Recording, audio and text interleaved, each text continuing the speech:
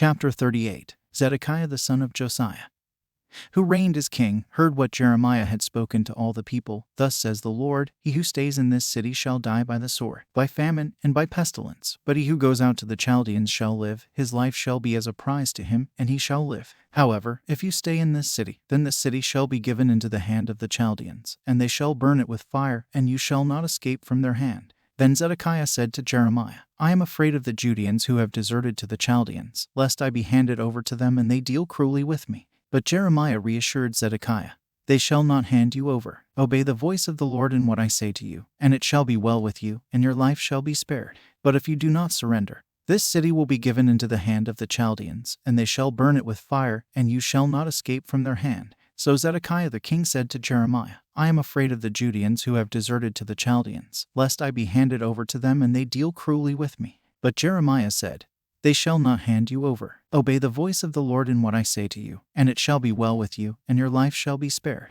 Jeremiah spoke to Zedekiah, thus says the Lord, the God of hosts, the God of Israel, if you will surrender to the officials of the king of Babylon, your life shall be spared. And this city shall not be burned with fire, and you and your house shall live. But if you do not surrender to the officials of the king of Babylon, then this city shall be given into the hand of the Chaldeans, and they shall burn it with fire, and you shall not escape from their hand. Zedekiah said to Jeremiah, let no one know of these words, and you shall not die. If the officials hear that I have spoken with you and come to you and say to you, tell us what you said to the king and what the king said to you. Hide nothing from us, and we will not put you to death.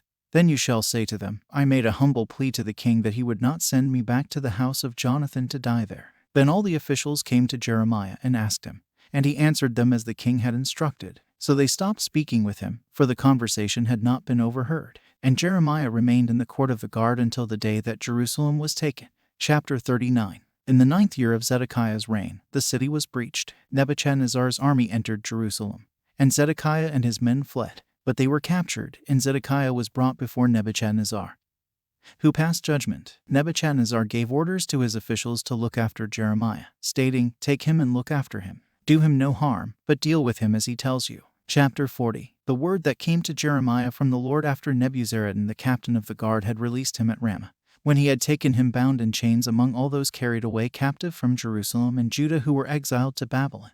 The captain of the guard took Jeremiah and said to him, the Lord your God pronounced this disaster against this place. Now the Lord has brought it and has done as he said because you sinned against the Lord and did not obey his voice. This has come upon you. But now, behold, I release you today from the chains on your hands. If it seems good to you to come with me to Babylon, come, and I will look after you well. But if it seems wrong for you to come with me to Babylon, do not come. See, the whole land is before you. Go wherever you think it good and right to go. If you stay, then return to Gedaliah the son of Ahikam, son of Shaphan, whom the king of Babylon appointed governor of the cities of Judah, and dwell with him among the people. Or go wherever it seems right for you to go. Then Nebuzaradan the captain of the guard gave him food and a present and let him go. So Jeremiah went to Gedaliah the son of Ahikam at Mizpah and lived with him among the people who were left in the land.